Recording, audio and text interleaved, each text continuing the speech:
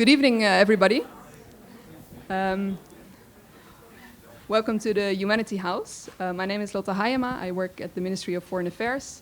And on behalf of the Ministry of Foreign Affairs and the Department for Middle East and North Africa, I would like to wish you a very warm welcome at the Henriette van Lynden Lecture 2019. The topic of tonight is, the title of the event is Handing Her the Mic, Past, Present and Future of the Gulf. So we're very excited for this event. I'm very much looking forward to it. Before we're starting off, I'm just taking a very brief moment to explain to you this little paper that's on your chair. So this is just a brief evaluation form that you can fill in because we're very interested to hear how you find this event. The way it works, you don't need to have a pen for it. So there's a question and then there's the answers here. And the right answer, you just make a tear. So je scheurt gewoon hier in het papier. And then the good thing is that if you hand this in with your tears in it, at the bar, afterwards you get a free drink. So it's completely optional, but we're just giving a little encouragement.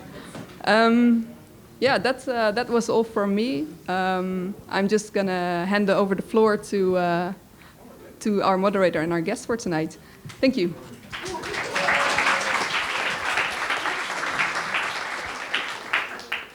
Good evening, everyone. Welcome to the Humanity House tonight, and welcome to this Henriette van Lynden lecture. Especially a warm welcome, of course, to our guests this evening, Dr. Frauke Herdbey, Dr. Fatima Al-Badr, Hindal Ansari, Raya Abu Galal, and of course Noura bin Saidan. I'll introduce the speakers more extensively in a little bit. It's wonderful to see such a fantastic turnout tonight. It's a packed house, which is brilliant, of course. And my name is Annemarie Forhuis, and I'll be moderating the evening tonight with you. So to give a little bit of background, Dutch policy on gender and on the position of women in the Gulf region is a very important spare point for the Ministry of Foreign Affairs. Each year, the Ministry organizes a leadership program for women from the Gulf.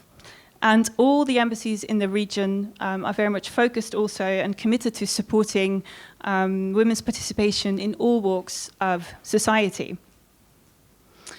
In addition, as many of you might already be aware of, tonight's lecture was named in memory of a special Dutch woman who used to be the director of the Middle East and North Africa Department of the Ministry.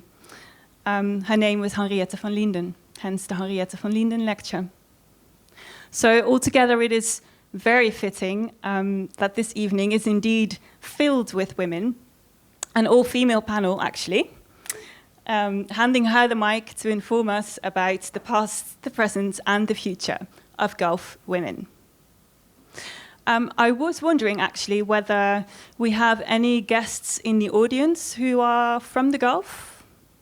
Would you maybe want to raise your hand? Or anyone who has lived there or worked there? Okay, that's quite a few more people. Anyone who has traveled there? That's quite a lot of us. That's brilliant. All right, wonderful. Really very nice.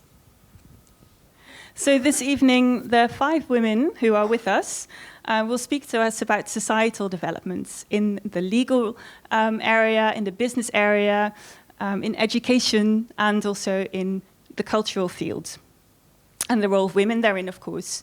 So it's a very, very packed evening, a very dense evening, and probably quite a fast-paced evening, so please brace yourselves. Fatima Al-Vanawi from Saudi Arabia was unfortunately unable to join us today due to work issues. She has a new movie coming up, which is very good news for her, of course, and in a way very good news for us as well. You can find one of the movies that she plays in, Baraka Meets Baraka, a romantic comedy on Netflix. But it does mean that because of her recording a new movie, we will have to miss her here tonight. But we do have the opportunity to listen, first of all, to Dr. Frauke Herd-Bey, who flew in from Abu Dhabi, and who will shed light on historical developments and also the present-day position of women in the broader region to give us a context. We have Dr. Fatima Al-Badr from Kuwait, who will focus on legal issues. From Qatar, Hind Al-Ansari, who is an expert on educational trends and developments and reforms. And Raya Abu Qalal, a Dutch Iraqi lady joining us from the UAE, and she will talk to us from a business perspective. Now, after the talks from these four ladies, we'll have a shared conversation with questions from my side. And then after that, we'll open up the floor for questions from your side so that you will have plenty of time to ask any and all of your burning questions. And finally, before we go on to the drinks in the foyer, which is about 2 hours from now, we will invite Noura bin Saidan to talk as well. She's already painting, as you can see. Noura is a Saudi graffiti artist, and she's currently an artist in residence at the Amsterdam Street Art Museum, right? And she'll tell us a bit about her work, and she'll do a live painting session while we're talking. She'll not be colouring in yet because of the smell of the paints. So she'll be doing that when we're enjoying our drinks, but then you'll be free, of course, to come and watch her. Yeah, so what she's going to do is draw on the spot based on what she hears all of us talk about. So that will be a very interesting process to watch unfold, I think. Thank you, Noura. So before I welcome Frauke to the stage, may I please ask you, you've probably done so already, but I'm going to ask you anyway, to switch your phones to silent mode. That would be very helpful. All right, so let's turn to Dr. Frauke Herd-Bey, our first speaker. Frauke studied history and political science in Germany, and she received her PhD from the Freie Universität in Berlin in 1967. And that same year, she and her husband moved to Abu Dhabi and never left. Soon after her arrival, Frauke joined what is now known as the UAE's National Archive, taking part in setting it up and in its development. She's published widely on the social and economic and constitutional history, and also of current developments in the Gulf. So her talk is very much, as you can gather from this introduction already, a bird's eye view of the position of women. Frauke, very welcome, and may I please ask you all to welcome her with a warm round of applause. Thank you. Thank you very much. I'm still waiting for the picture to come up. Ah, there we are, yes. This first picture, this was taken in Dubai in the early 1970s. Why I put it here was to show, to demonstrate a point that I find is important as a starting point of discussing the role, the development of the role of women in the Gulf, and in my case, particularly in the UAE. This photograph shows confinement.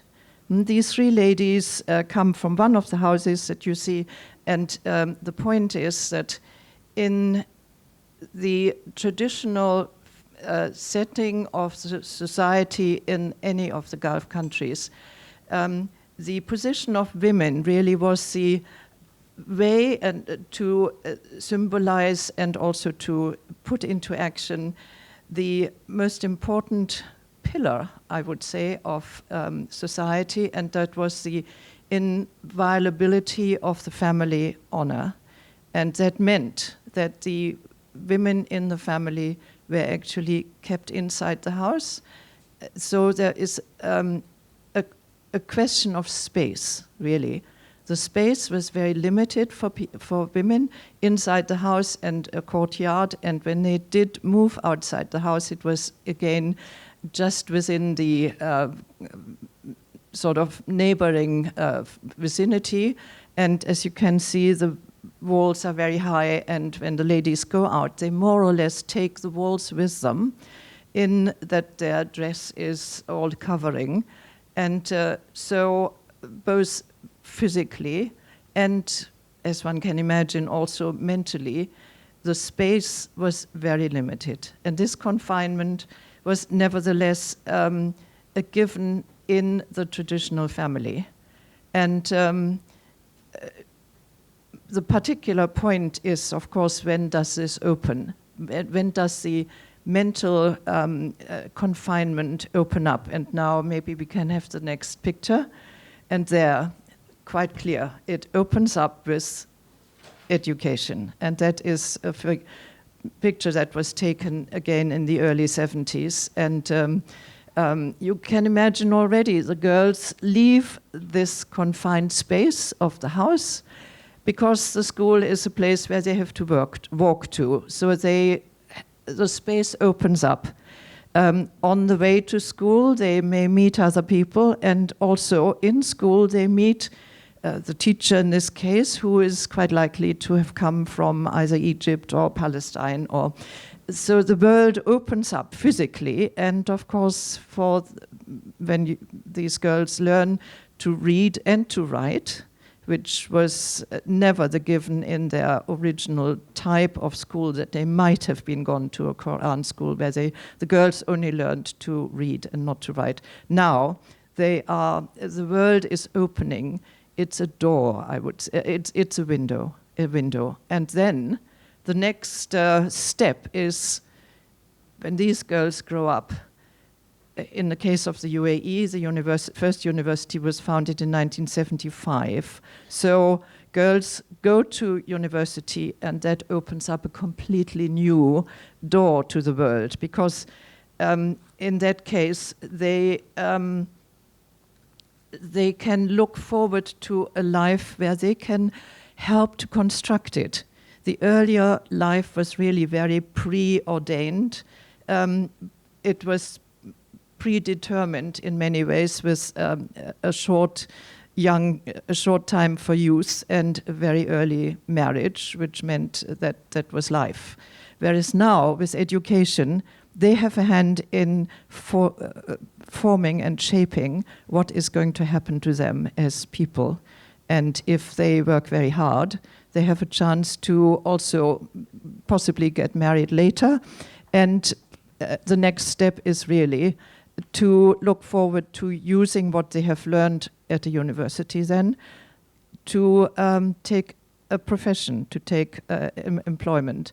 And not many families actually allowed this. It was still very limited, but things have moved very fast. And now we are to the next picture. Maybe we move forward to a situation where not only does the authorities, the government, the sheikhs, call it what you like, the government, enormously encourage women to use their education, to take up employment, and to become even encouraged to be ministers, to present the country and so on, and the country, the authorities make use of their very well-educated ladies, also to, as a picture abroad, to let the country shine abroad.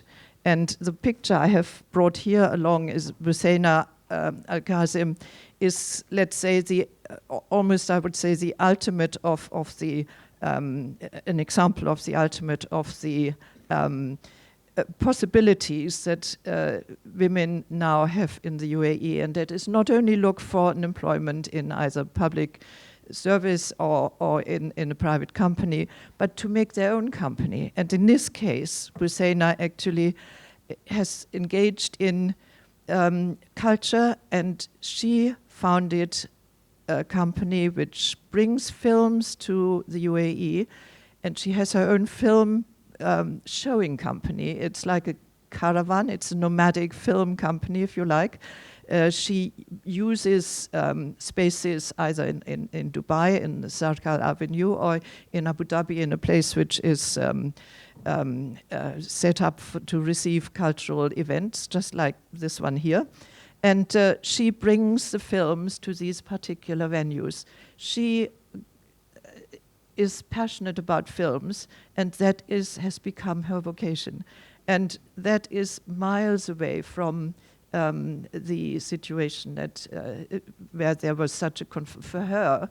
It is geographically, she can move to any place in the world. 155 countries are accepting the UAE passport without, with facilities for visas. And so the geographical, physical, mental confinement of space has opened up.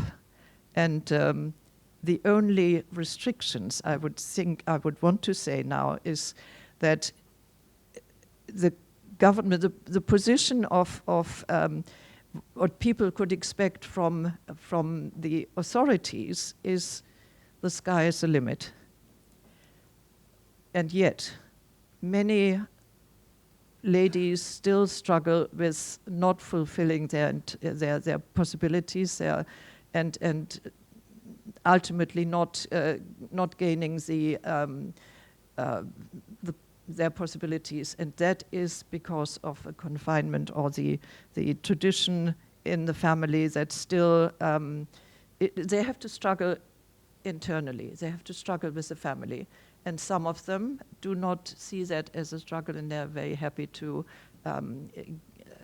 go along with what the families prefer.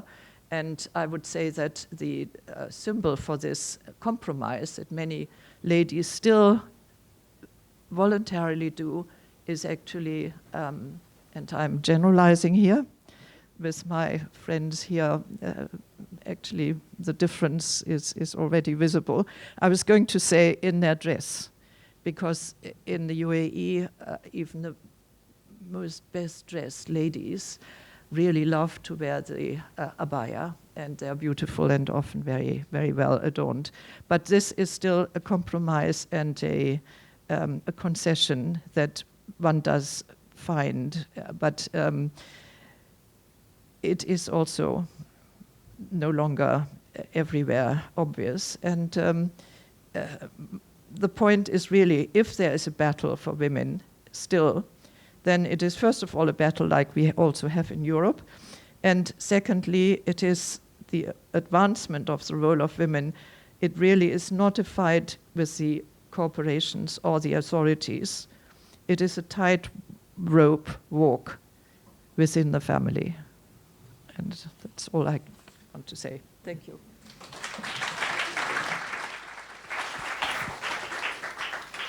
Thank you very much, Frauke, for a very quick overview and for pointing out the opening up of space, really, in different ways, amongst which education. And I'm sure education is a topic that we'll be hearing more about tonight. Welcome, everybody who's arriving just now. Welcome to this evening. Please take your seats. Take your time to settle in. While you're settling in, we're gently moving on to our second speaker, which is Dr. Fatima Al-Badr from Kuwait. Fatima is an assistant professor of international law at Kuwaiti International Law School. She received her doctorate of law with honors from Emory University Law School in the US. She's published with numerous international journals on issues involving women's rights, human rights, counterterrorism, and technology. So a very wide range of expertise, I would say. She additionally did work for numerous international organizations, including the UNDP, the UN Security Council, and the UN Working Group on Enforced and Involuntary Disappearances. How old are you? I'm 27, but I graduated high school at 17, so it's been 10 years. But still. She's also published, and her publications have mostly dealt with the issue of polygamy, as well as equal citizenship rights for women. And tonight she will focus on the issue of equal citizenship for women and men in Kuwait. So please welcome Fatima with a warm round of applause. Okay, thank you, everyone. First, I would like to take a moment just to thank the Dutch Ministry of Affairs, thank Lottie, and thank Annemarie for this wonderful, wonderful event. And I think it's great to be able to get the word out there and be able to fight and advance women's rights in this way. Before I start, I would like to speak a little bit personally, which I don't do in my classroom, but I would like to tell you guys a personal story. So my mother, Fatuh Ragam, she actually graduated from America with a master's in aerospace and mechanical engineering at a young age, and we had all traveled to Boston at the time as kids. So it was me, my brother, my mom, and my father at the time. By the time we came back, my mother wanted to really fulfill her passion of completing her PhD in mechanical engineering, but we were all settled in Kuwait at the time, so she decided many, many years later to go back to America in the 2000s to complete her PhD. And when she went to America, it was actually my father who was able to take care of us throughout the time. It was my father who supported us throughout the process. So without my father's support, without the support of her work, without the support of the government, my mother wouldn't have been able to be where she is today. And today, she is actually an advocate for women in the field of engineering, and she has spoken on behalf of women in areas in fields such as the UN Women and conferences such as the UN Women.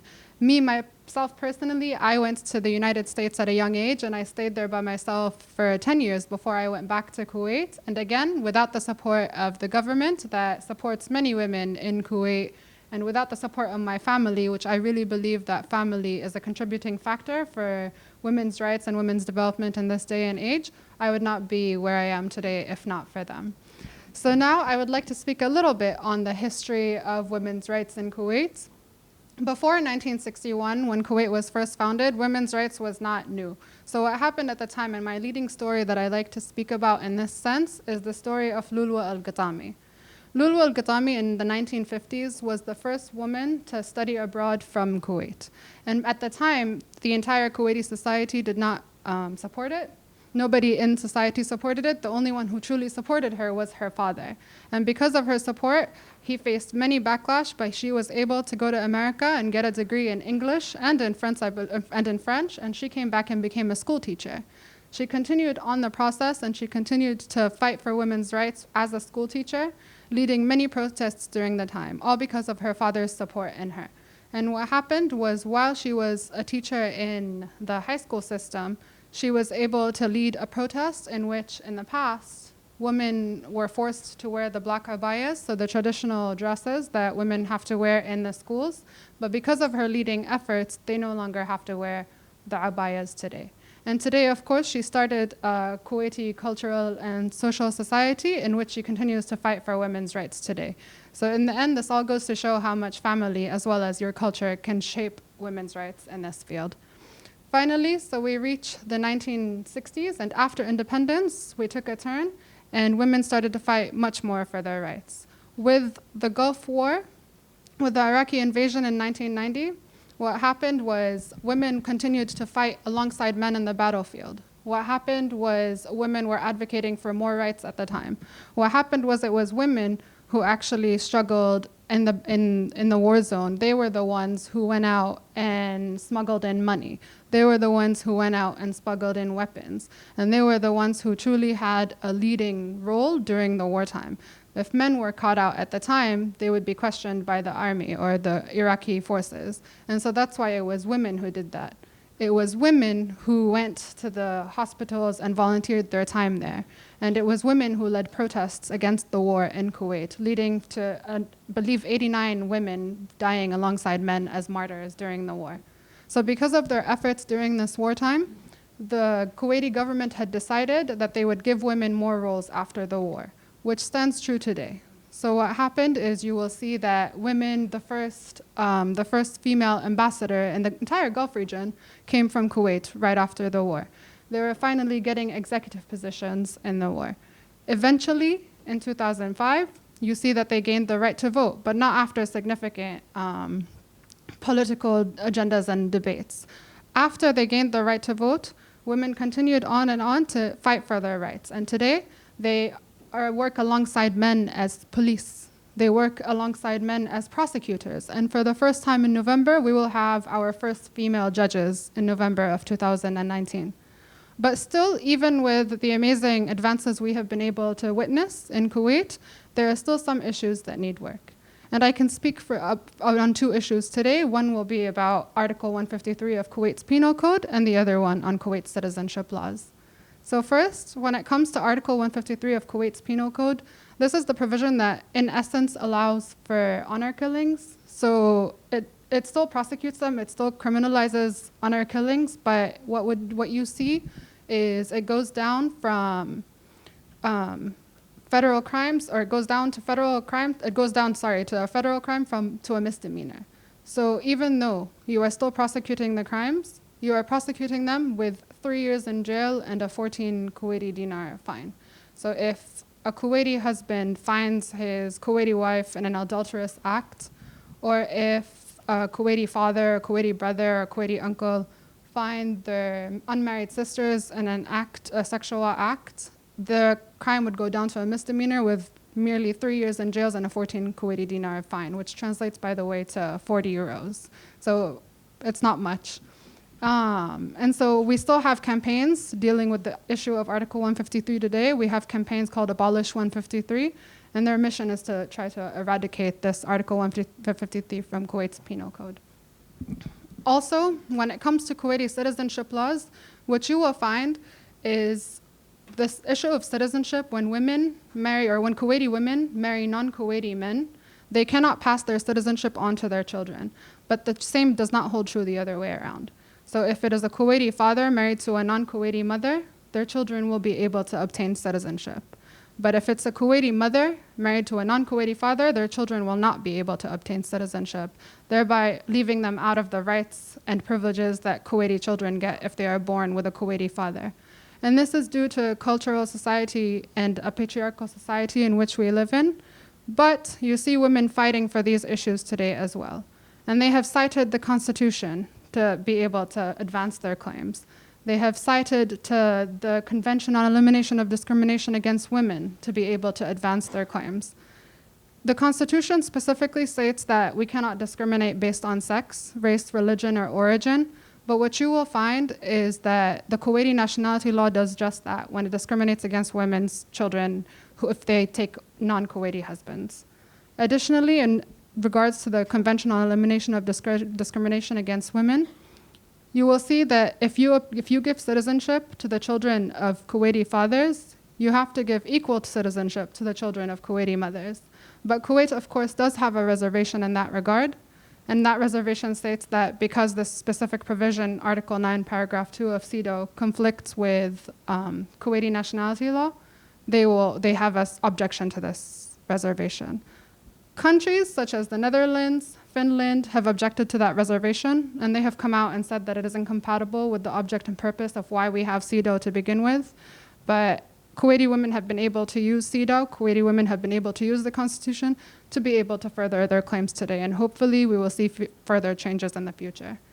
As for what the future holds, I believe that as long as we can continue to advocate for women's rights, as long as we can continue to work with local NGOs, work with international NGOs, and raise awareness on the issues, I believe we will continue to see further change in the future. That's it for now. If you have any questions, I guess later. Okay, thank you.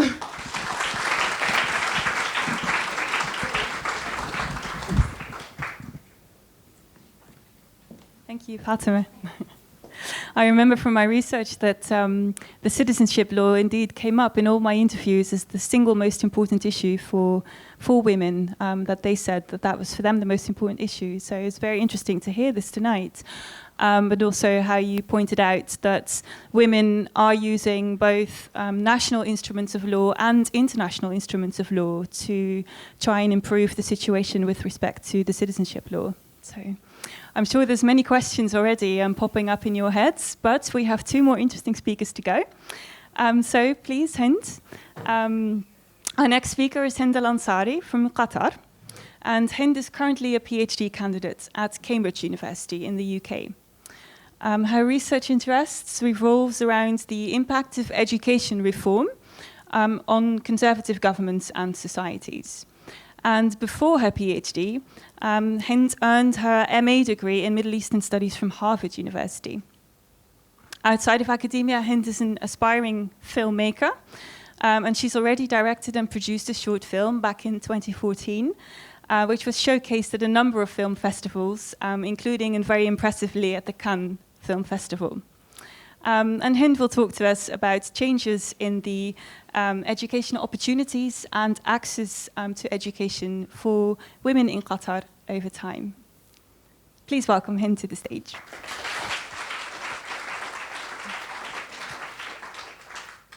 Thank you for the lovely introduction. Before I begin, I also want to thank the organizers of this event for a lovely evening. Really, like, it's been amazing so far, top to now, and thank you everyone, of course, for showing up. It really is a pleasure. So over the past 2 decades, the GCC states have taken major strides to transform their economies from being dependent on gas and oil revenues that they send to international clients, more to knowledge-based economies in which there is high human capital competence. And to say it differently, the overarching goal is to maximize the national participation in the economy and to lessen the dependency on foreign expertise and labor. In Qatar alone, which is one of the smaller GCC states, most of the state's revenues are acquired from natural gas exports to international clients, which has enabled the state to take initiative and begin to materialize change in a number of fields, including the field of education. So for example, the state has heavily invested in Education City, which some of you might know is a multi-billion-dollar education hub. It hosts a number of American and European universities.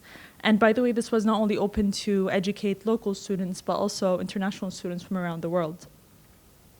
Education reform is part of a larger vision known as Qatar Vision 2030. This vision was disclosed in 2008, and its main objective, in quotes, is to transform Qatar into an advanced society capable of achieving sustainable development. The goals of this vision are divided into 4 main pillars, which are economic, social, environmental, and human development. So noticeably, women are mentioned a number of times in this report. For example, under social development, it reads, enhance women's capacities and empower them to participate fully in the political and economic spheres, especially in the decision-making process. So the language here implies that women don't necessarily have equal access to various opportunities in men. And indeed, for the longest time, there were sociocultural factors that have hindered their progress and hindered their access to various opportunities. However, despite the challenges, women have proven otherwise. They particularly exceed in education where they outperform men. So, for example, in the National University, women represent more than half of the student body at the National University. They also are more likely to complete their high school degrees and their bachelor degrees than men. And there is also a rising interest among women to pursue their master and doctorate degrees. So the government does view women as an asset to the country's future. But what we're seeing now is a culmination of a century-long process. In the early 1900s, before the discovery of oil, education in Qatar mostly revolved around the Khattab teaching system, which is more of a Quranic schooling. And while boys were learning how to read and how to write basically, or basic writing, girls were only taught how to read. And this was because there was a common fear in the society that if we teach women how to read and write, they'll be in contact with the outside world and therefore develop beliefs that would clash with the Qatari system. Things began to change after the discovery of oil, however, in 1939, when Amna al-Jada, who was the first Qatari female teacher back then and a celebrated figure in Qatar today, began a campaign to advocate for females' participation in formal education. And although her attempts were met with backlash and setbacks and etc., eventually her efforts were actually paid off, and the first formal school for girls was established in 1955. And around the same time, there was a religious leader named Muhammad al-Mani.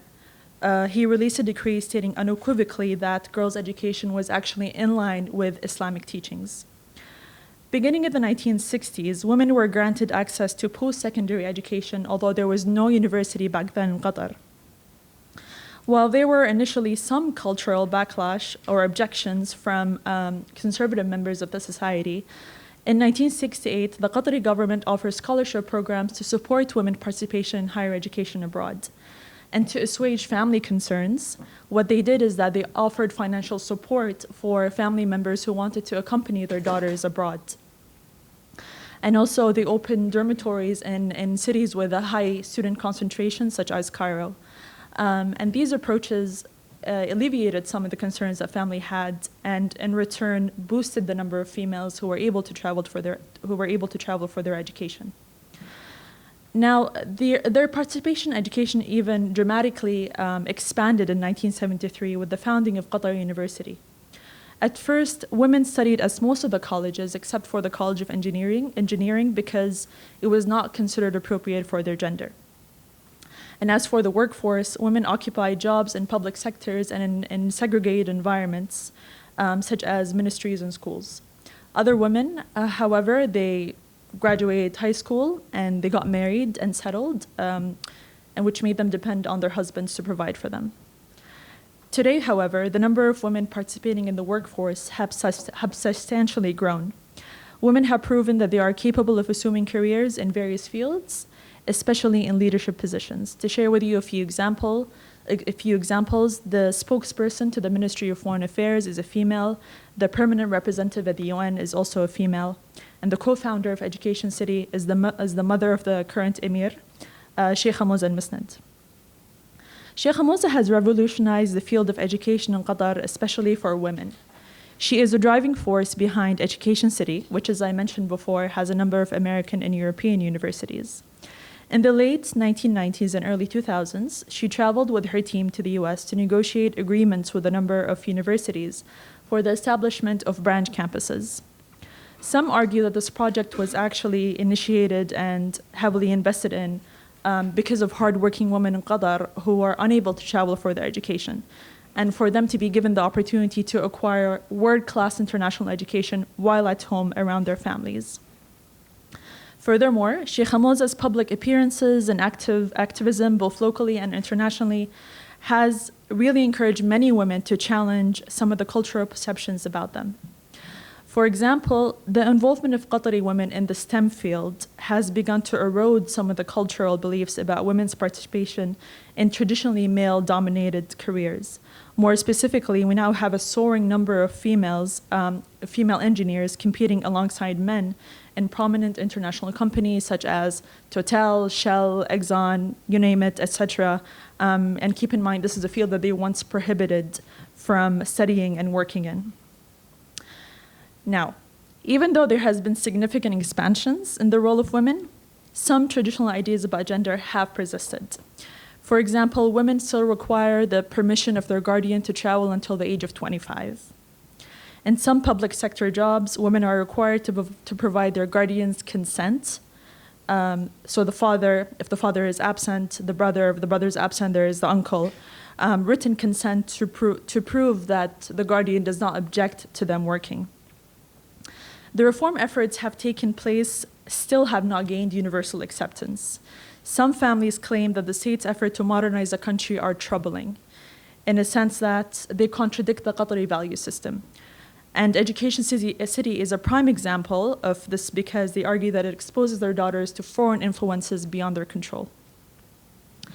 As for women who are able to partake in these opportunities granted by the government, their path is not without obstacles. They usually grapple with the challenge of balancing their own educational and career aspirations with family expectations. So, for example, many women consider marriage as an obstacle or a hindrance to their long-term plans, and therefore they prefer to delay it to a later time. But some families find that delaying marriage makes a woman undesirable to potential suitors. Also, while many of the highest impact jobs are in mixed gender workplaces, in some cases, some Qatari men pressure their wives to pursue careers in gender segregated environments. Of course, complex cultural change does not happen overnight. One encouraging sign is the vibrant public discussion about these issues that is taking place on social media platforms. We are witnessing a new generation of highly educated women who have benefited from these reforms, demanding further rights and improvements in their rights on a formal and informal level. On Twitter, for example, Qatari women have spoken out to demand their rights, improvement in their rights, and to criticize some of the gender norms that they feel are unjust in their way and their progress. So this perhaps is where effective change really begins. Thank you.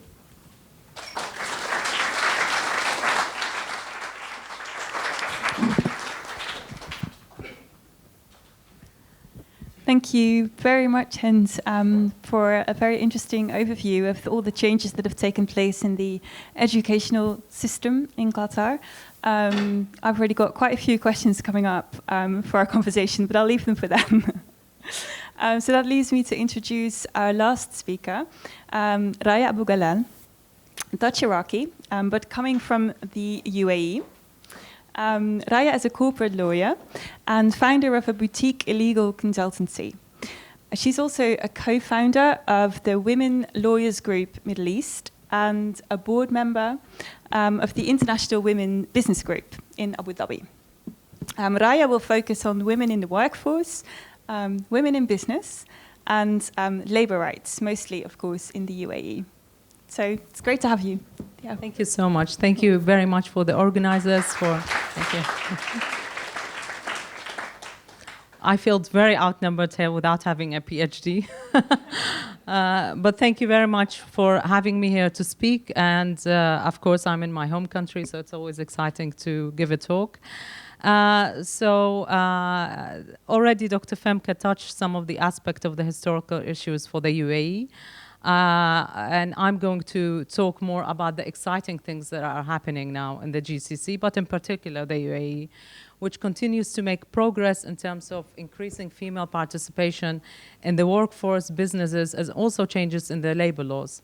I just want to make a point that the UAE existed only since 1971, so we do have to take that into consideration, so the laws keep changing in terms of also women in force, but also it is very new for women to be working there. Historically, in the MENA region, most laws guarantee equality between men and women. In the UAE, that's also the case. Women, since the establishment of the UAE in 1971, were provided, as per the UAE constitution, equal rights to men.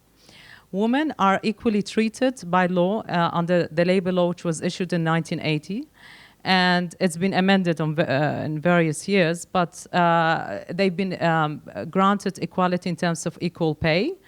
And also recent introduction of childcare and other policies that helps women to participate in the economy. Women and men are equally treated under UAE law by owning and operating business. So there are no restrictions for a woman or men owning business. They have the same rights. There are no restrictions for women to get a consent from a husband owning a business. In fact, we have seen increasing support of women businesses initiatives in the past years in the UAE, including narrowing the gender gap and cabinet resolution that's been recently issued. Well, it hasn't been, it was in 2015, where at least one woman should be on a board level in companies and governments.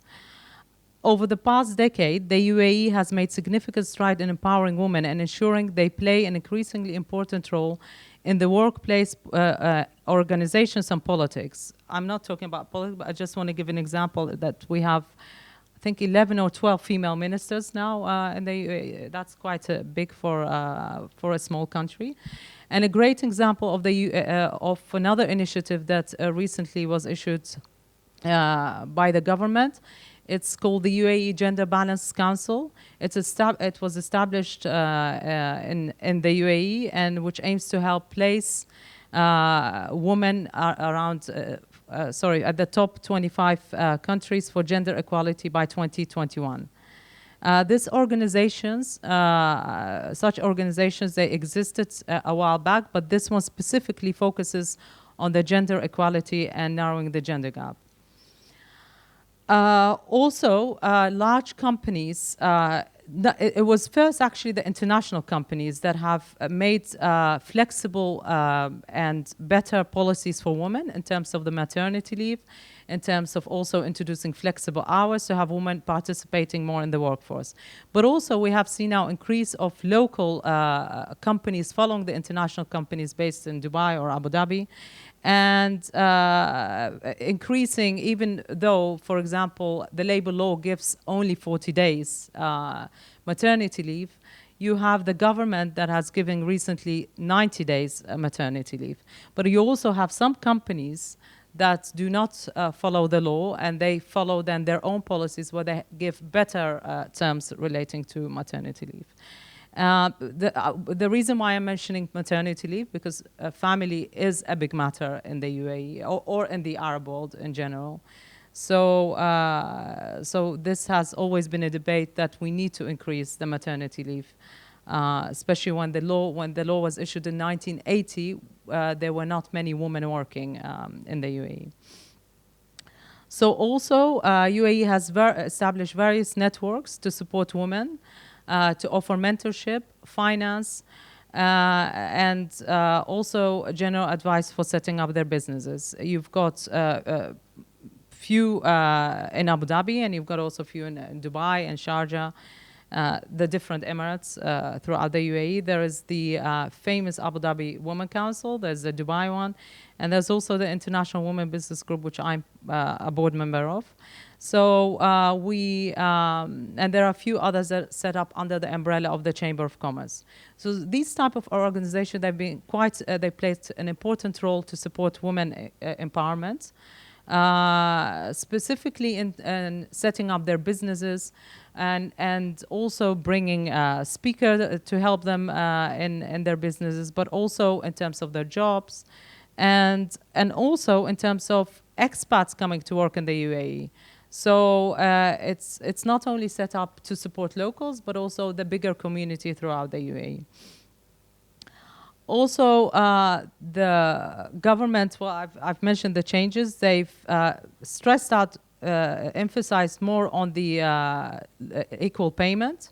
So we have recently issued in 2008 a cabinet resolution about equal payment because, yes, by law, equal payment is guaranteed. But unfortunately, it hasn't been implemented throughout all the organization, and sadly to say, it's actually the international companies that haven't implemented equal pay because most of their parent companies abroad are not carrying out the same policy.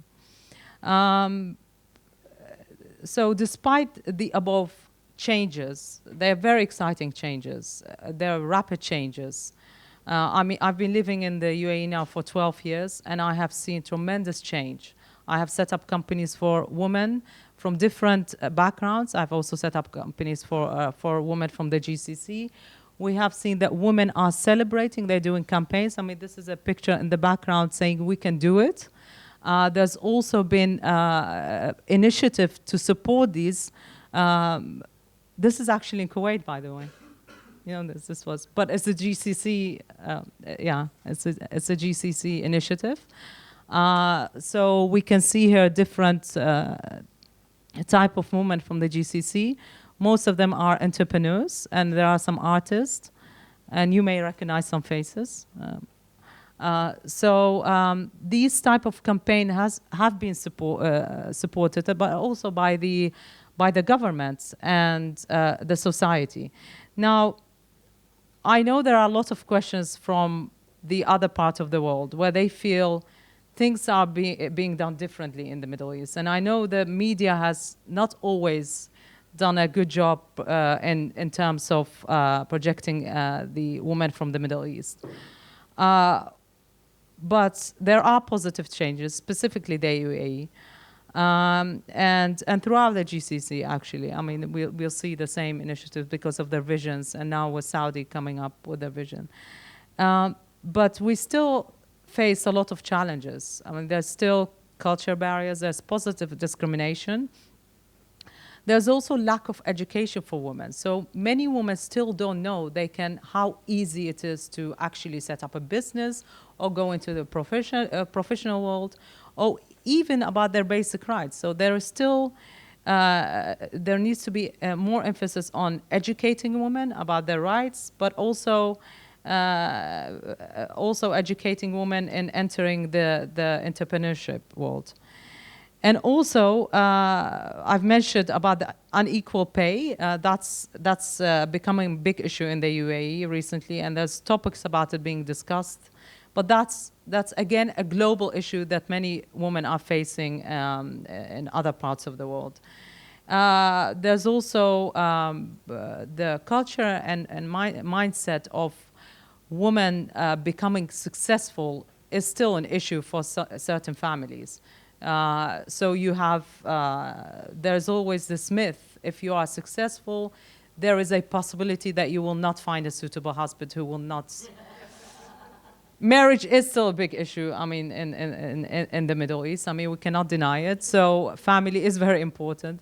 So they always have this. I mean, I gave a talk about women in law, and there were students, and they were fascinating. Actually, most of the students were female. And one of them, sorry, that's a bit off the topic. And one of them came to me and said to me, "Oh, how come you're doing all of this and you're married and you have kids?" And she said, "Because my father said it's okay to study law, but I shouldn't practice as a lawyer because men will be afraid of marrying me." So I mean, that you do have these concepts; they still exist,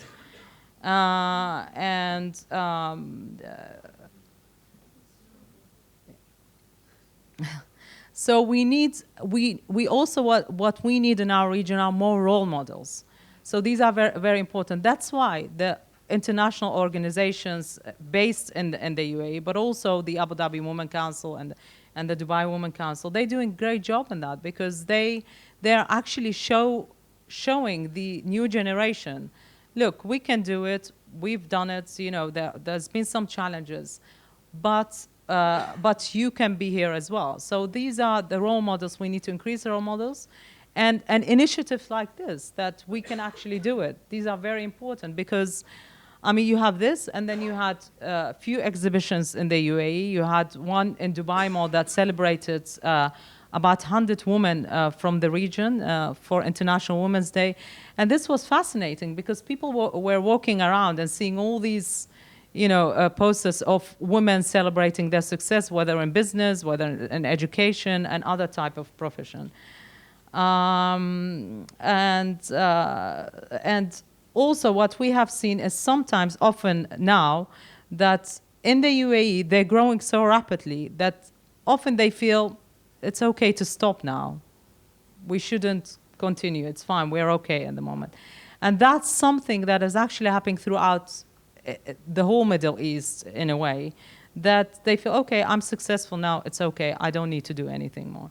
So this is another challenge that we are facing actually sometimes in our organization. When we speak to other women, we'll say, you know, you could do more, you could go further, you know, you could also help others. So these are very important challenges. And I think we're going to discuss these issues more in the Q&A.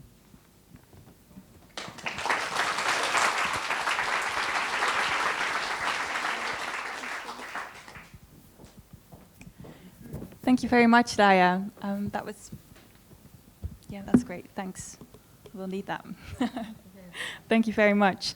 I think, so we're going to be moving on to our shared conversation here. And I think a few common themes shine through all your talks. I think the first thing that I very much noticed was the concept of space. Physical space, of course, in your talk, Frauke. So, but also legal space and educational space, labor law space, and different ways of creating space and creating spaces through family and family support, through the law in terms of dress, travel, new educational fields, breaking them open. For women and by women, of course, but also through even, I heard religious edicts as a way of creating space. And of course, also direct activism came up in your talks. But I also had challenges, and mostly challenges in terms of, for example, a need for more role models, basic rights even, awareness of rights, of course, which is a very important issue. You can't claim your rights if you're not aware of them, obviously. Equal pay, which I think rings a bell for many of us here in this room tonight. Big issue here as well. And women's success in terms of marriage, and I think for some of us that might ring a bell here as well. And of course, family challenges within the family. So I think there is a lot to talk about, and I'm sure there's a lot of questions in the audience as well. So we will definitely get to that. But to kick off our conversation, I would actually quite like to, for starters, to flip the perspective for a minute, if that's okay with you. So my first question would be, in a way, to Frauke, but also in a way to actually to all of you. And I was wondering, knowing that you're a historian and having lived in both Germany and, of course, having been away from Germany for a long time, having experience of sort of both areas, there is, of course, a long history of entanglement between the West and the Middle East, and especially when it comes to what we sort of call the women's issue. So I was wondering about your perspective on what is the one thing that we here in the Netherlands should learn or should stop doing or should engage in, thinking perhaps, or speaking, acting, when it comes to this topic. Maybe, Frauke, I can give you one of these mics. I'm sure one of them works. This has a green light, so that should do it. And maybe it works, yeah. Well, it is, I think, a very important question that you raise here. And my answer is quite straightforward. Start at home. When the question of perception of Western society, of the Gulf countries, and the women role of women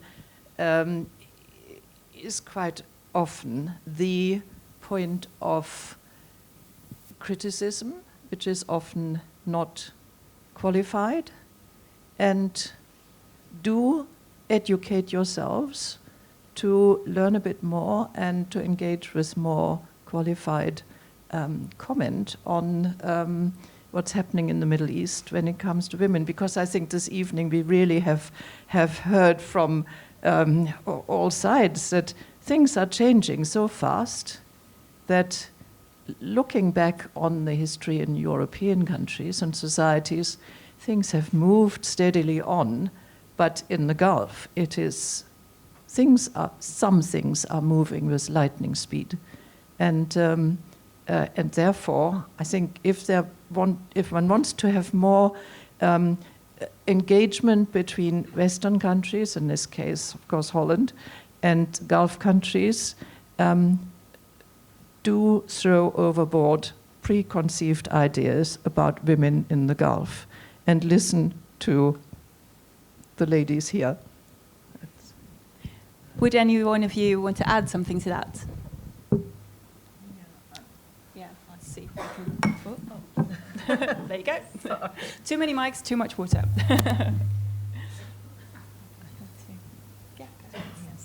So I think, I do succumb to your comment, Doctor. I think it's probably the water. Okay.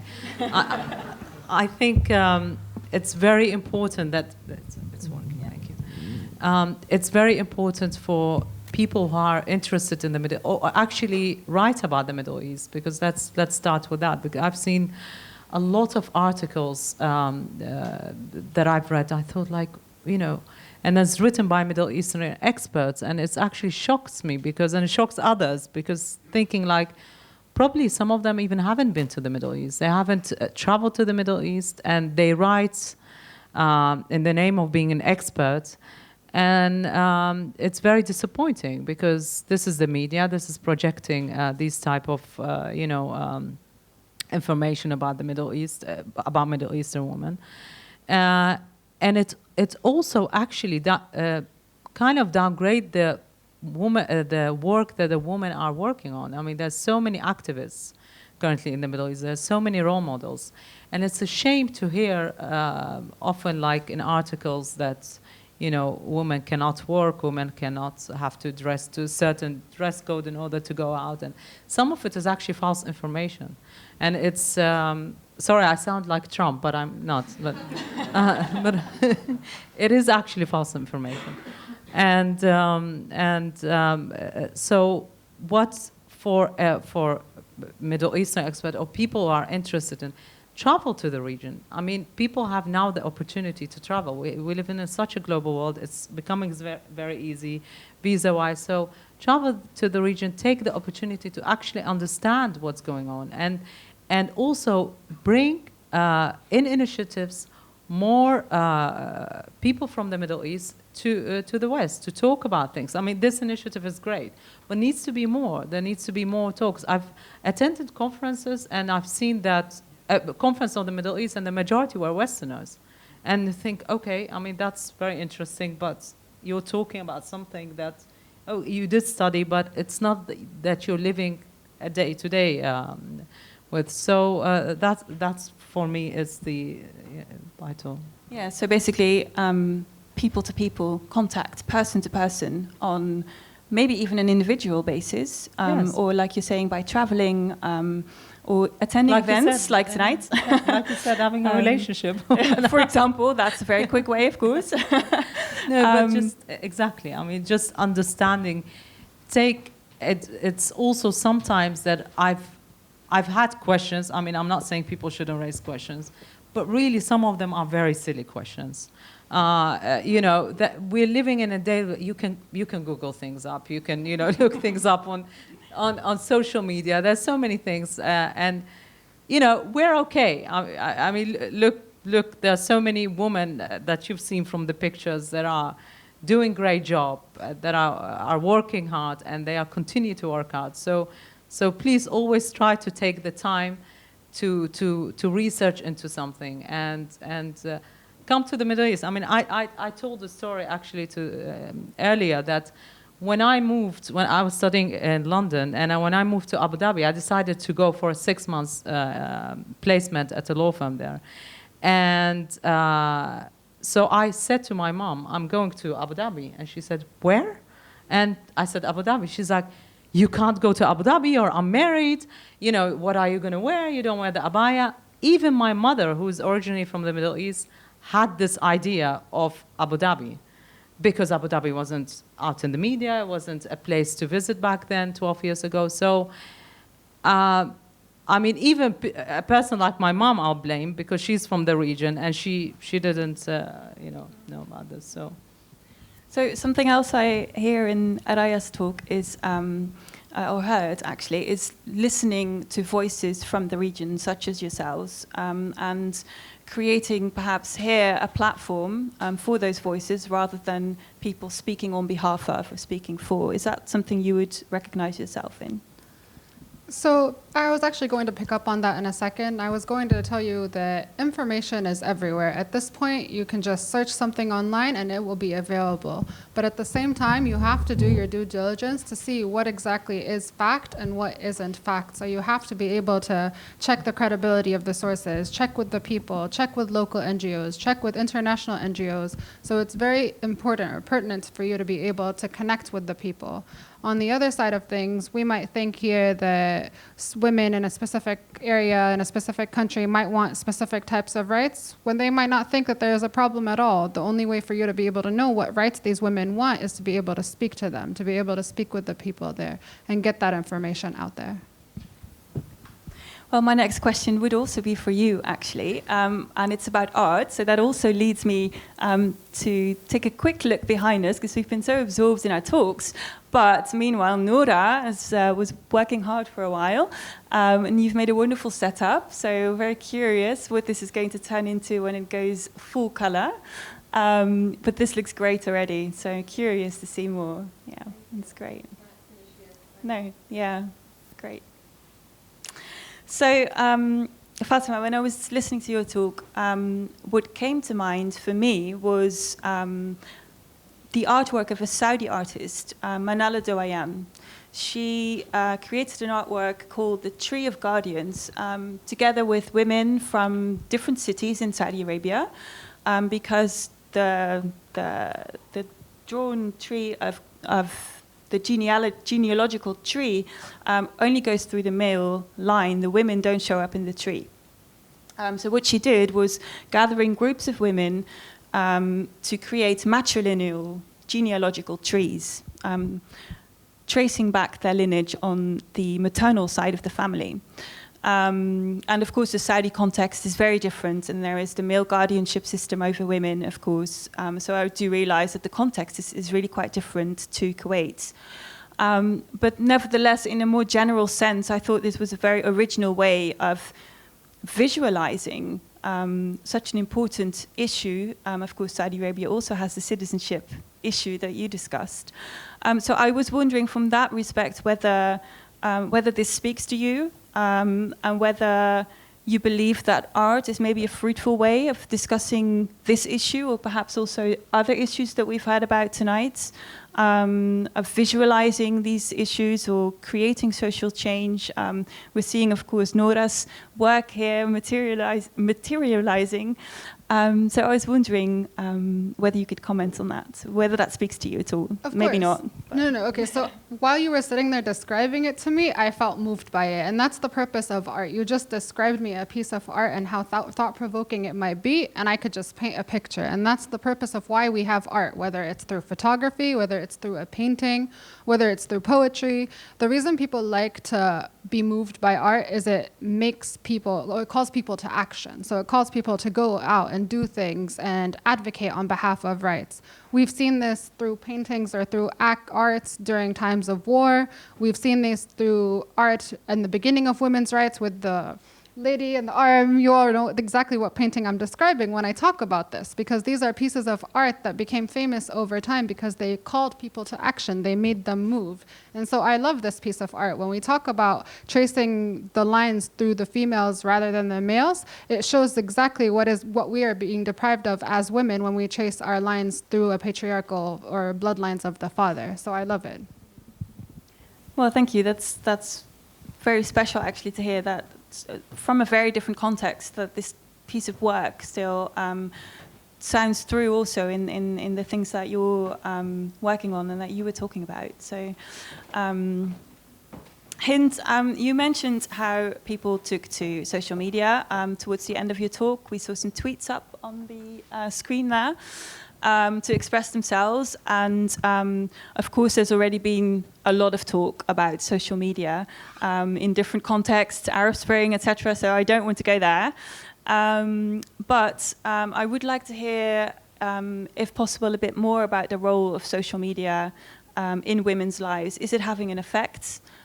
Different perhaps than to men's lives? Is that an issue at all, or maybe not? And a question that I get asked very often, not so much anymore, but a few years ago at the height of the Me Too movement, there were a lot of questions about Me Too in the Gulf and in the broader region as well. So could you maybe comment on that and the role of social media? I actually kept myself from answering the first question because that question is kind of related to what I have to say now. So in terms of inquiring more about the Gulf and the people and the women, when I got into Middle Eastern studies doing my master, I did notice that people just love talking about women in the Gulf, and that's because they consider them very exotic. Like, oh, these women living in like high walls, covered, having so much money, luxury, etc., slowly making their way into the public. And to a certain extent it's demeaning, it's very like oriental, etc. But at the same time, I think we should go way past that because social media. I think social media has really empowered a lot of women to just be out there. It gave them a voice when it comes to how they really feel about their status, their situation, their rights. I mean, when I talk about Qatari women, it's very hard for me to define what is a Qatari woman or who are Qatari women, because nowadays it's not like before where it was easier for people to define a certain group. Now within the group of women, you have women who have different inclinations, different views on society, politics, world politics, whatever is happening. So for example, if you go on Twitter and you type the hashtag Qatari women's rights or حقوق المرأة القطرية, you would notice that there is an area of views where some women want to see radical change happening today, happening tomorrow, and some women don't want to see change at all. They're just happy with the situation in the country. I mean, believe it or not, through social media, you can even see that women are just happy to be at home, are just happy to not work, and just have their husbands or their fathers to provide for them. So I feel like while there is so much talk on, women's progress and participation, etc., let's not also forget that there are women who just don't want to partake in that. So it's definitely important to shed light on all perspectives, and not only in terms of women who are, out there and fighting and all that, although that's also very important, because I, for example, have gone a long way. I've been away from home for about 7 years. The first time I wanted to travel abroad, I really had to go head to head with my mom. And that was back in 2012 when I had an opportunity to go to NYU for a semester abroad. And my mom had so much concern because what she knows about the US is what she sees on TV. Fraternity parties, booze, drugs, etc. So in her mind, how can I let my daughter, and keep in mind, my mom grew up in an environment where it was, Qatar back then was drastically different. I mean, it was very secluded. It was very focused on like family upbringing. It was very focused on women going to, let's say, high schools and then universities and then getting married. And that's what life was really about. But nowadays, women from that generation are just shocked by the changes that are happening, because they never thought that Qatar today would look like what it does now. So again, back to the social media aspect, I think it's equally important for academics and non-academics to go on social media and explore voices, because there's plenty to see. And in terms of the Me Too movement, in the Gulf, unfortunately, spaces are very limited when it comes to voicing, incidences on sexual harassment and unfortunate situations like that.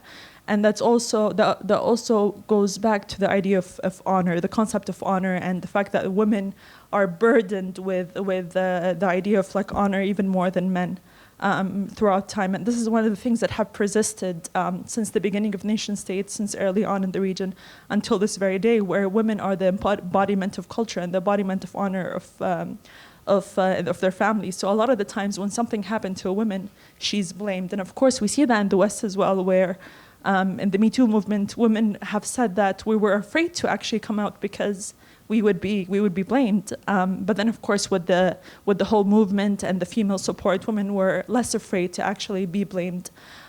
So I hope that in the future, women in the region would feel the same way about these situations, and find let's say, find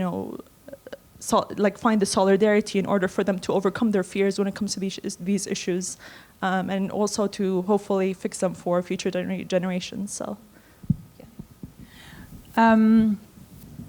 So Raya, I want to give you another chance to speak as well, of course. What triggered your talk triggered in me sort of a link to the Dutch situation, and I was very curious about your perspective. We see women moving into prominent positions in the Gulf, of course, but we also see in many countries, low labor participation still of women. And I was wondering, also recently we've had a big discussion in the Netherlands about quota, yet again, and whether or not quota should be instilled for women. In top positions mostly. And I was wondering, is that an issue from where you're standing? Is that a discussion at all? Can we learn from your side? And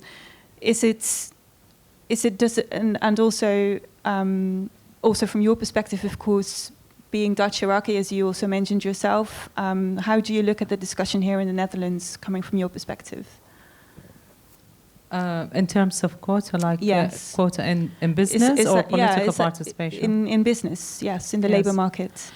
I think, just also having worked with international companies, I have seen the movement of quota, and I have seen the quality of. I'm not always with quota, but I think it's a good step to start with. To see actually faces of women on board. That's very important. Now, this initiative has been recently in the UAE. We haven't seen in each board a woman yet, because there are not yet, and even that's in Holland the case. I don't think there are fines for companies will they be fined for that? I don't think so. Yeah. I think no. Yeah, some countries they want to actually introduce a fine for companies that are not abiding by the resolutions issued to place women on board, I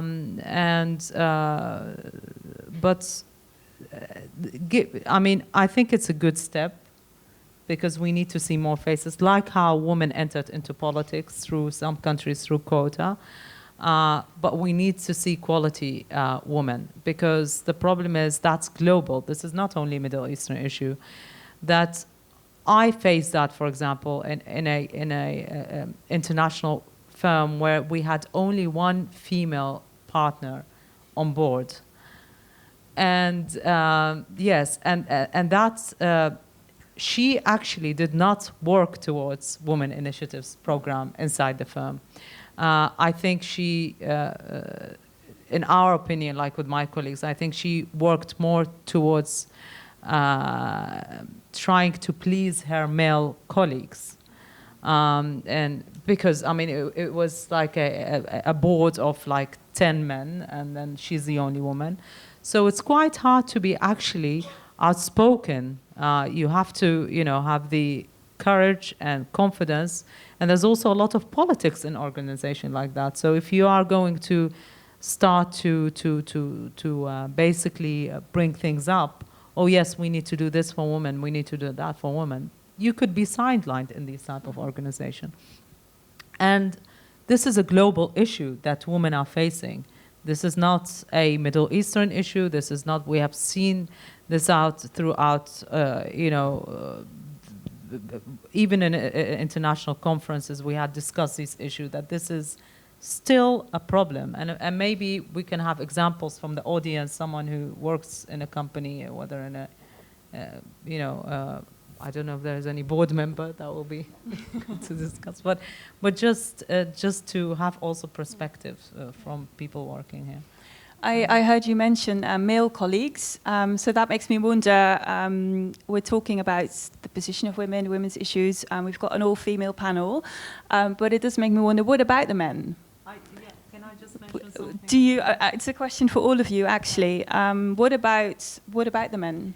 Yeah, men play a quite big role in the Middle East. So, and I think this is my opinion. We've always had, even when you know, I started working with a women organization, we always try, and Frank, you'll know this, we always try to bring men into our events. We never held like, that's my view.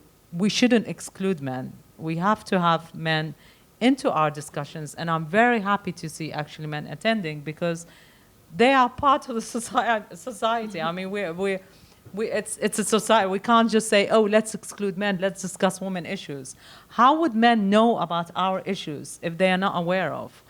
And we have seen like many books, like, and I've mentioned this example of Lynden, Charlie Sandberg, where she mentioned that men did not know about her issues. For example, when she requested a parking spot to replace it with the CEO, she said, I'm heavily pregnant and I'm not part of the management, and I want to actually, I find it unfair that the management have parking spots and I don't, and I'm heavily pregnant, I have to walk so far to find a parking. He didn't know about the issues because he was never part of these discussions, and she had the courage to go and discuss it with her CEO. She succeeded, and she got parking spots for pregnant women. So these are very important things that men have to be part of this. And in the UAE, men are part of a lot of the women organizations. I mean, that's some of them do want to, some not, but I mean, they are part of it. Do you have something to add to that? I can see you nod. Back home in Qatar, we have an issue which the previous president of the National University labeled as the missing boys.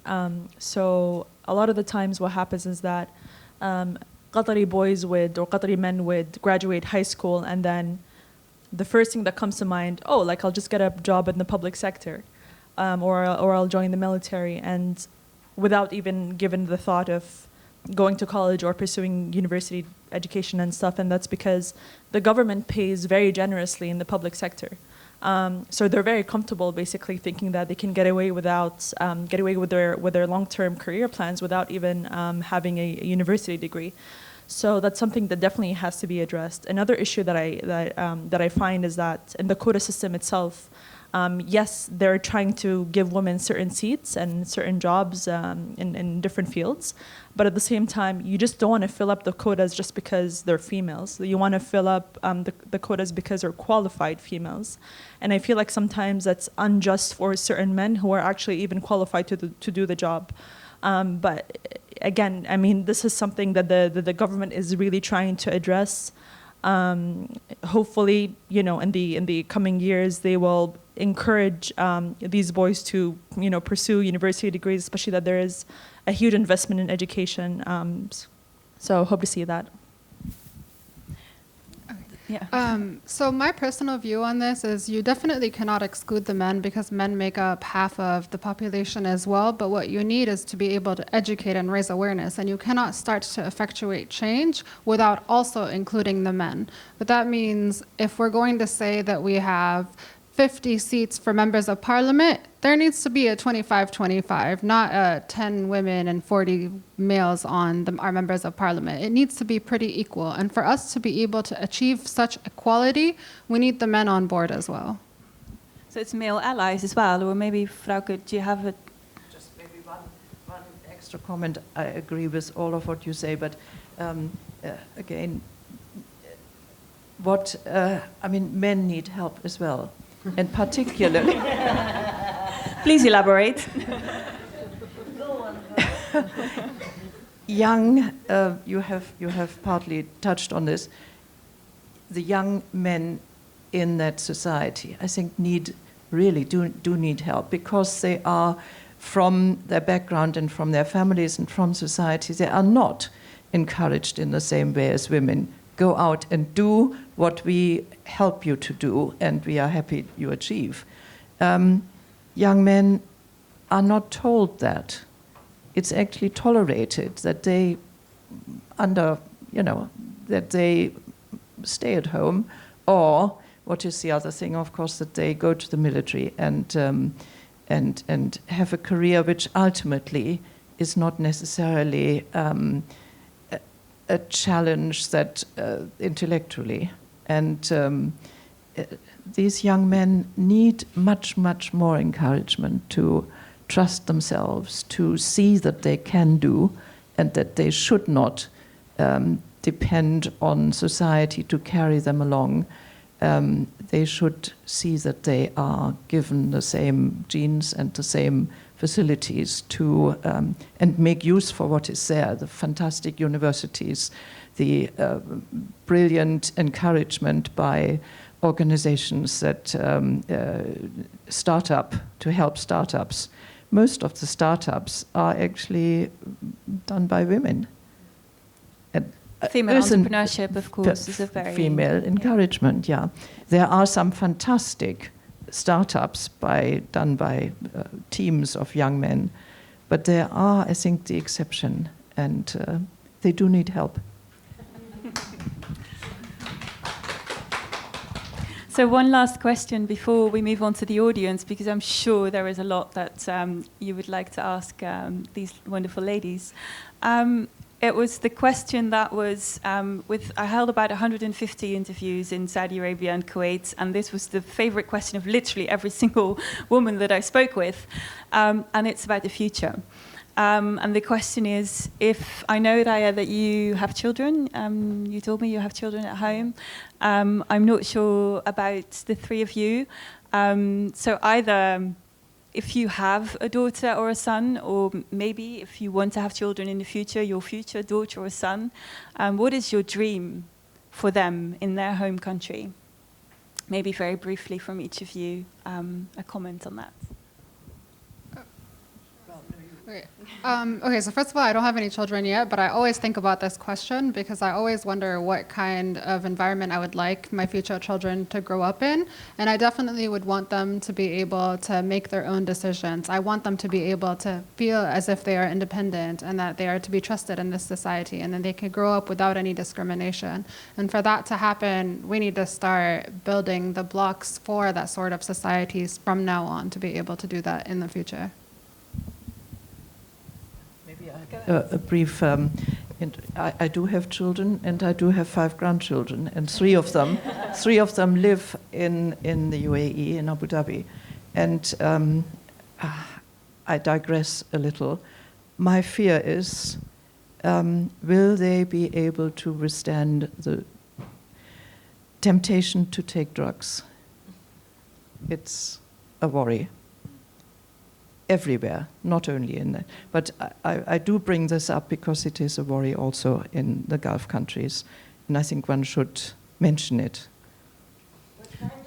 Do you see it as well, that I don't know, but I mean, there are things outside which certainly are not good for anyone, and certainly not for young people. So you see that as one of the challenges? I see that as a challenge, yes. I see that my grandchildren are, the eldest is 6 years old. It's not... but it is a worry for the future, and I think it is a worry for that society, just like all societies. And I just wanted to bring this up as a topic. Yeah. Thank you. Raya, you have children? Yes, I do. Yeah. But not to the drugs level yet, hopefully. But actually, it is a concern now in the Middle East, in the wide Middle East, the drugs issue.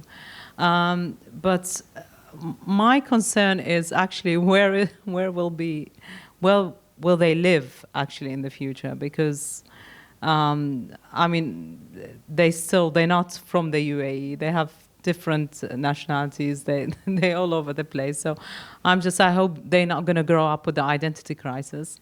So that's one of the issues. The other issue is actually, if we will remain to live in the Middle East as a family, I hope to see a better Middle East, because I myself, I don't like to see the Middle East we are in today. It's not only about the GCC, but it's the whole wider region.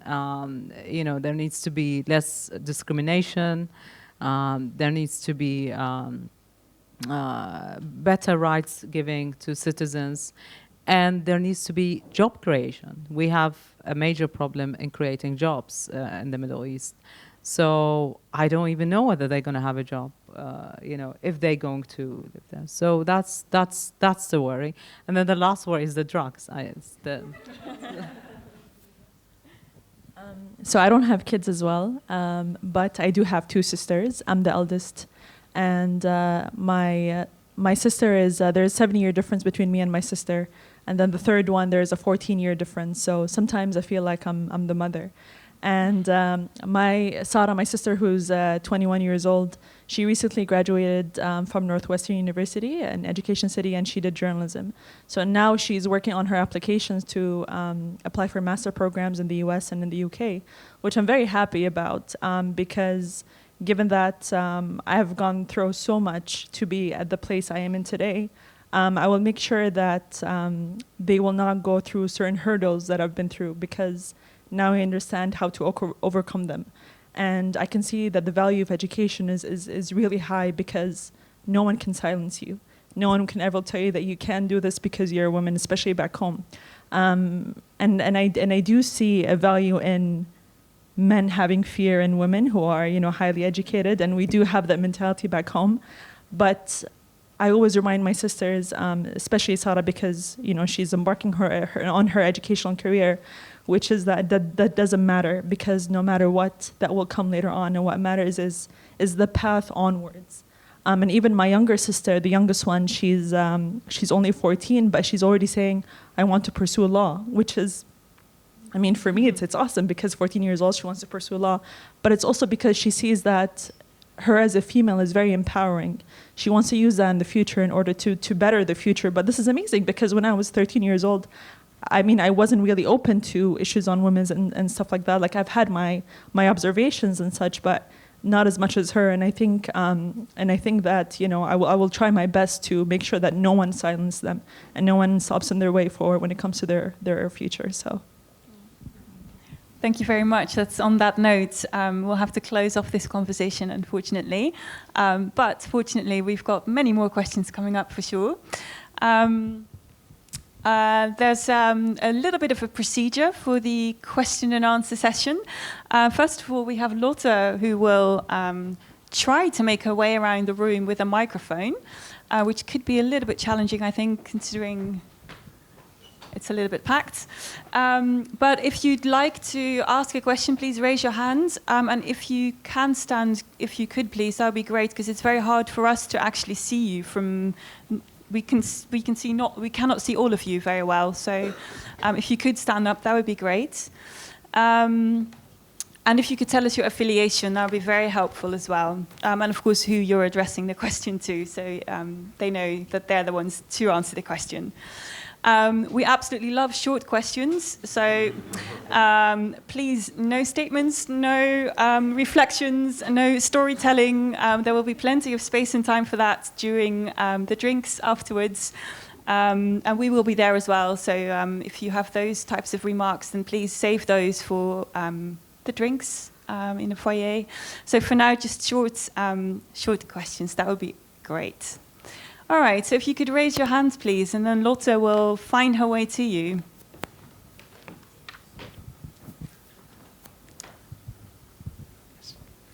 Hi, my name is Gurtjan Hoetjes. I'm a PhD candidate at the University of Exeter.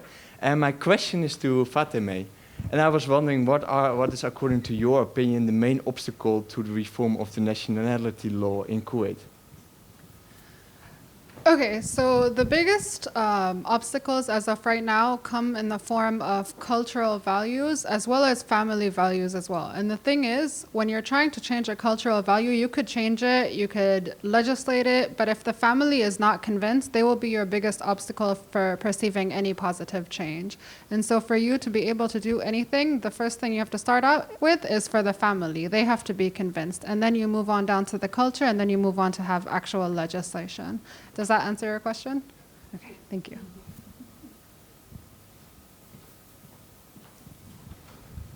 Hi, I'm Anna. I'm a founder of Street Art Museum Amsterdam. I want to go back to drugs. I live in Amsterdam in a Muslim neighborhood. That's why we have a museum. And I could never imagine alcohol and drugs associated with Middle East. So for me, it's very interesting and new to hear you fear drugs. Sorry, that's the question. What is the problem? Because I can't imagine it there. Sorry, could you expand on that, please? Yes, I'm sorry. I brought it up as maybe it's but it exists, and it exists because there's money. Okay. And where there's money, there are people who exploit the fact that there are young people who can be made to part with their money and eventually being brought in. I would not want to say that it is a very prominent problem, but it certainly is. And you have to only think of the geographical neighborhood. Where is Afghanistan? And what is the role of Iran? It's very close, and Iranian actually have done in the 80s and 90s a tremendous job in keeping drugs out of the Gulf region. But politics have changed, and it is certainly a problem. And when I mentioned this as my fear for, that is actually that the world over there are problems, and it just is I don't think that my grandchildren will actually continue to live in the Gulf region. So it is a general fear that one has of, will they have a job? Will their education qualify them to a job and a life that we have had it? Or will they not have a job and then drift into situations that we know we see too much of it on television? And it is a topic that one should not not touch on. Thank you, Frauke. Is there anyone who wants to comment on that, or do you want to move on to the next? Can I just comment on the drugs issue? I think there's also lack of education in terms of drugs use in the region because it's a taboo subject. So many mothers, I mean, I know how drugs look like because I grew up here. So, but like many mothers wouldn't know how it looks like. So, for example, if they will see their children could be saying anything and they wouldn't know. So there needs to be more education. But actually in the UAE, they have done now campaigns. They opened rehab for drugs use. And I'm not sure whether they've done the same thing in other GCC country. But they are becoming more open about the subject. It's no longer a taboo. I've actually had a friend of mine. Her brother is an ex-addict, and he was in the rehab, so it is existing. But the government are doing good initiatives. They are discussing also at school.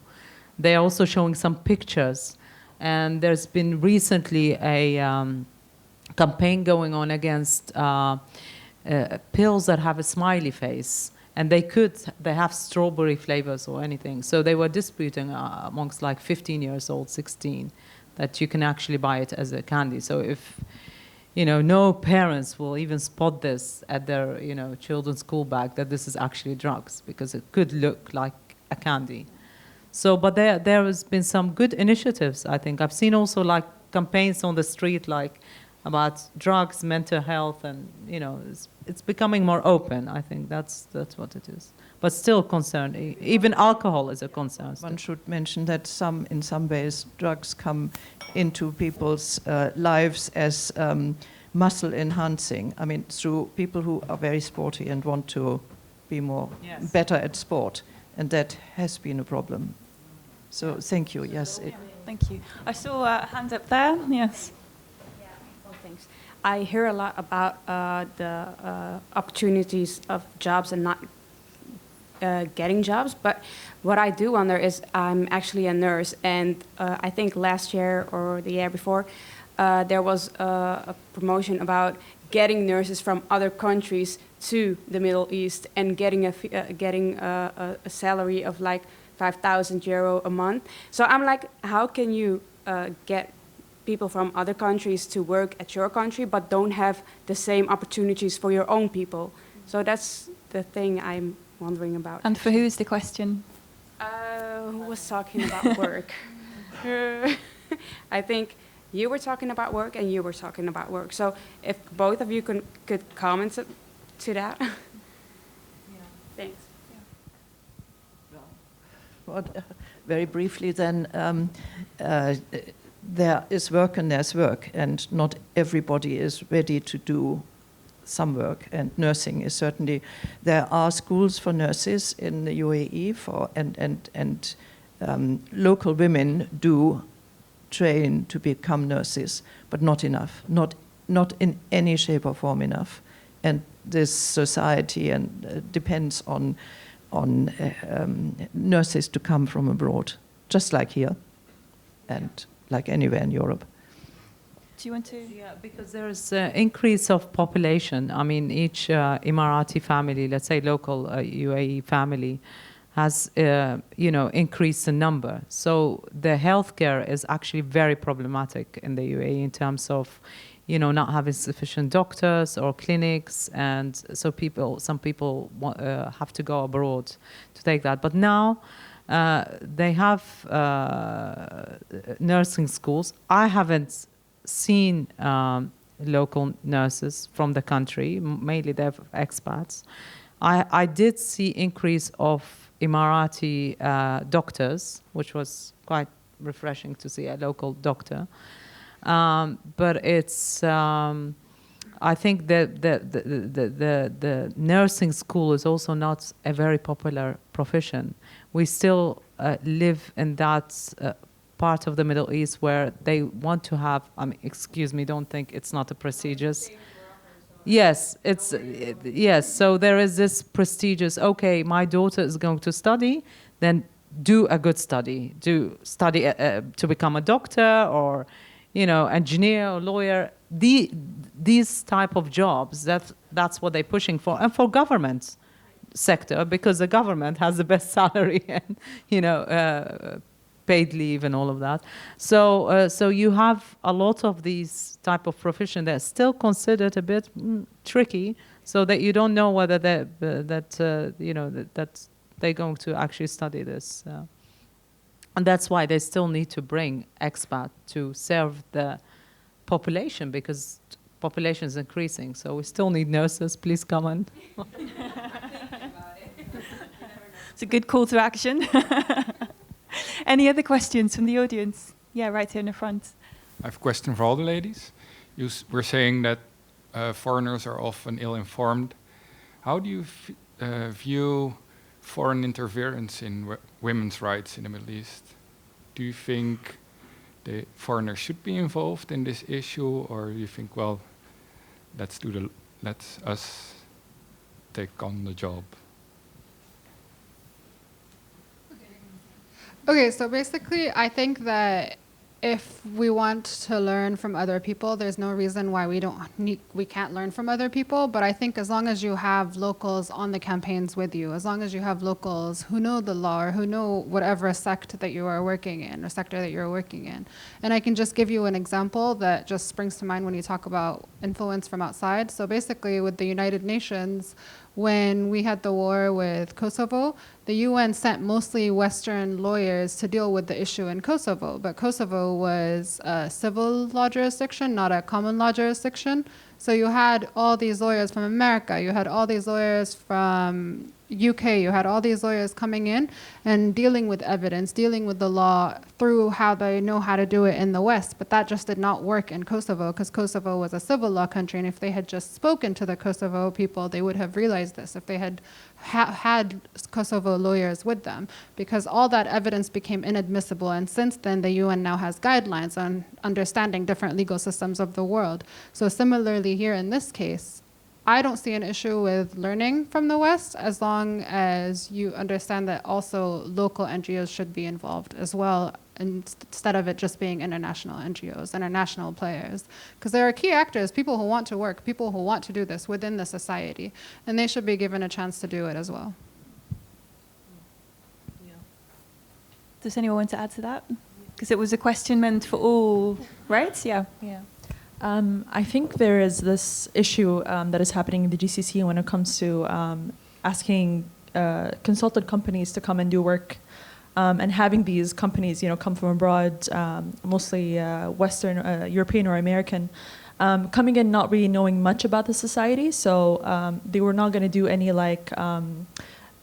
preliminary work in terms of understanding how the society functions, and in terms of what are the gaps, what are the inequalities, what are the actual issues.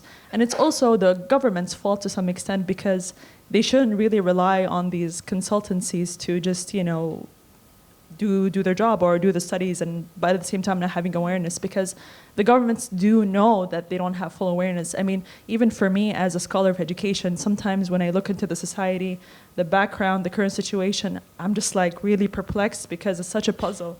I mean, this is a society, this is a culture that is very hard to understand, but given the forces in which it has evolved. So just imagine how just foreigners or foreign intervention could even deal with a society like that. So I think there has to be effort in order to understand before even intervening to change certain things. So. And Raya? Okay, actually, most of the ladies have already covered what I wanted to say. I think, I'm quite international when it comes to intervention. I think we do need intervention, from a global intervention. But it's not only in the Middle East. I think we need to have always an international forum to discussing, to learn from each other. But it shouldn't be like a pushy intervention, like I mentioned, earlier about the articles that we mentioned, that we need to push women to drive in Saudi, and some of them don't know the full background about the women issue, women driving in Saudi.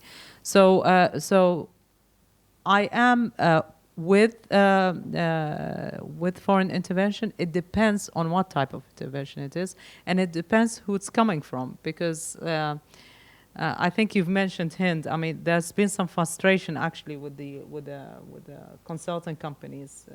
I mean, without naming names, but also in the UAE, that many people were concerned that they are writing the women empowerment section for the UAE vision or the Saudi vision that's recently published. And some of them have just arrived in the Middle East. So if you're talking about a person like has been to the Middle East, I mean, like Dr. Annemarie, I mean, you're an expert, you've lived there, you've actually, you know, you're writing about it, you've interviewed people. People like Annemarie are qualified to intervene. I mean, it's so, and there are many others who have the interest and the passion in changing things. And specifically the ones who've already worked on changes in other countries. So I think if it's positive intervention, I'm totally with it. Yes. Any other questions? This is your last chance, perhaps, or one of your last chances. So raise your hands if you. Thank you. If you allow me. As a person from the Gulf, I am from Qatar, in fact, father of Hind. Ahlan wa sahlan. I would like to thank you, of course, for this really very nice event. I note a lot of comments I have, but because of limited time, I will just say two things. The particularity of Gulf states, that the local people, they are minority in their own countries. Within the 40, 50 last years, and matter of the population got big changes, and unfortunately, this different communities remained together. I mean, there is no really, let's say, interactions between these communities, whether local people or foreign people. This is one point. The second point, I like, of course, the event, but if we want really to make the change, I would like to assure you that even the men, they don't have a lot, I mean, big role to do in Gulf society, actually. The real need we need is the political reforms, because in our countries, the power is only in the hand of very few people who control everything, whether the sort of men or sort of women, whatever you can name it.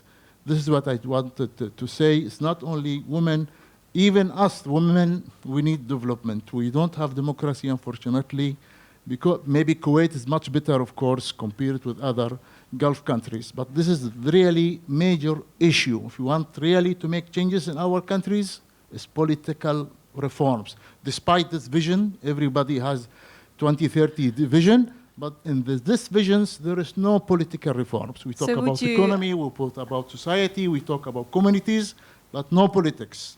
So would you want to pose that as a question as well to one or two of the ladies? So what's the specific question that that you would like to have an answer to? What I said is my point is very clear. If we want real development of in our countries, it is political. It's not. Do you wish to comment on that? This is what I want to say. Yeah, I think the reason why I keep emphasizing, and so did my colleagues here, that change should happen within the family, because it's very hard to go up to the government and be like, you know, I should change this today because I think X, Y, and Z. In Qatar, we don't have political transparency as much as Kuwait, for example. Women in Kuwait are very impressive. If you look into their history, they've been active since the 1940s, 50s. Women in Kuwait actually have been educated by American missionaries by the 1800s, early 1900s. And this is something that we didn't have in Qatar because of the developments that took place later on. But again, back to political access, a lot of the times I feel like women are being tokenized in order to enhance the image of the state and to kind of sideline the fact that there is no, let's say, democratic measures in which people can participate in and suggest certain changes in the legislation and in terms of policies, in terms of such and such. So people do want transparency. Women do want transparency, again, in order to have access and change their rights and their status. But that's very difficult, especially, at least I'm talking in the case of Qatar. because of the nature of the government. So. Thank you. I'm afraid Hen's father had the honour of asking the last question, so we're going to have to leave it at this. But it is a very suitable end, I think, to the question and answer session. So Nora, if I could please invite you to...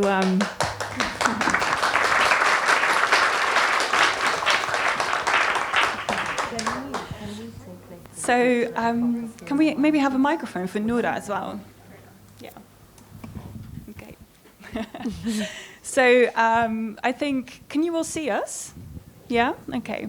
So I think by now everyone is probably really curious to hear a little bit about you. So maybe you could release the tension. Thank you. First of all, I would like to thank you for this invitation. This is Noura bin Saidan. I'm from Saudi Arabia. I have master's degree in art education. And the first girl in Riyadh who do graffiti. So it was difficult for me to start with graffiti, but it was like challenge for me. And I find myself in art actually. Yeah. That's beautiful, to find yourself in art. Yeah. And so you've been here for about a week now, I think, right? Yeah. So what did you find here? What have you been up to? Actually, I have invitation from Street Art Museum, and I had yesterday a good workshop with the school with the student, and before that I have also a workshop with Sama team. It was a great experience for me to learn them how to use tools, how to do art, to choose colors. So it was a good experience for me. Yeah. Do you make different things here than you do at home, or? Actually, no.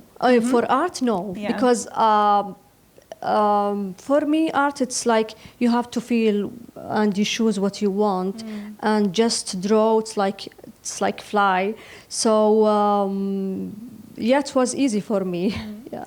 So you basically paint what lives inside you. Yeah. Yeah, that's right, beautiful. Yeah.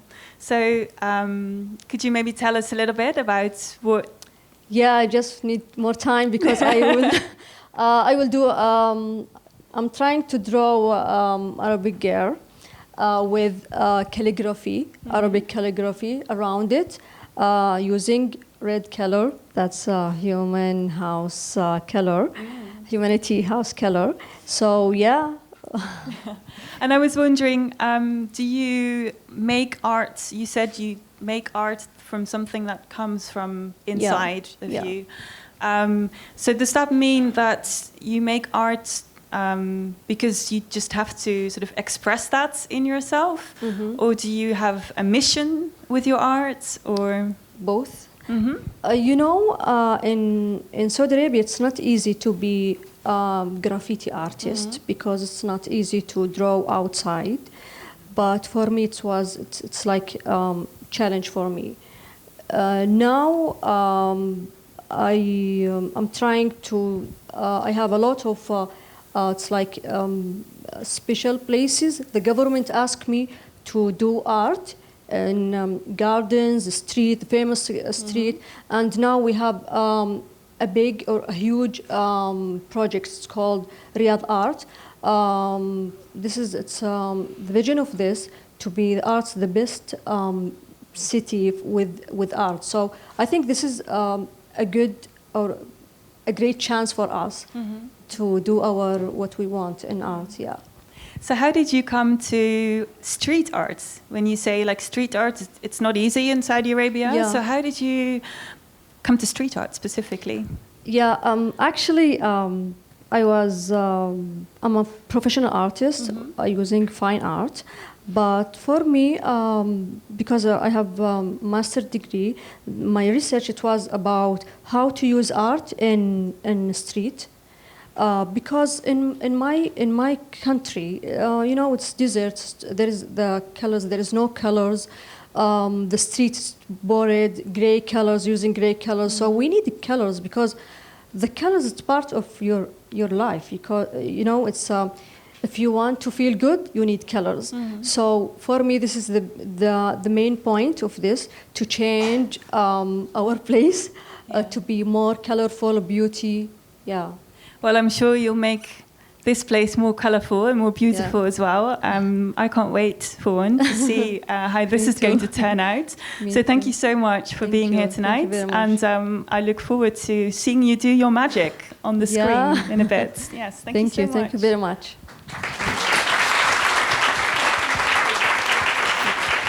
Do you want to sit? Do you want to sit? Yeah. No. All right, so before we go to our drinks, I would very much like to thank everyone who has made this evening possible. It's a little bit of a list, but of course to start with the Humanity House staff who have received us here so generously and very welcomingly. So thank you all very much. Lotte Heijema of the Ministry of Foreign Affairs. You've seen her walk around with the mic, but she's done 1,000,001 things to make this evening happening. So thank you so much, Lotte.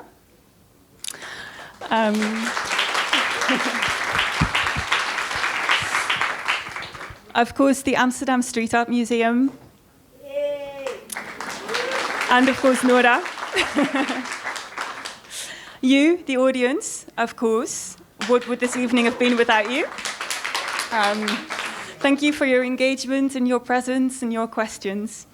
But most of all, of course, I would like to thank all of our speakers. It's been wonderful and it's been thought-provoking to have you. So thank you for coming all the way. I know it's a long trip and I know for some of you it's a 2-day trip, so it must be like crazy to turn around and go back home straight again. So thank you so much and for sharing your knowledge and your ideas. Thank you.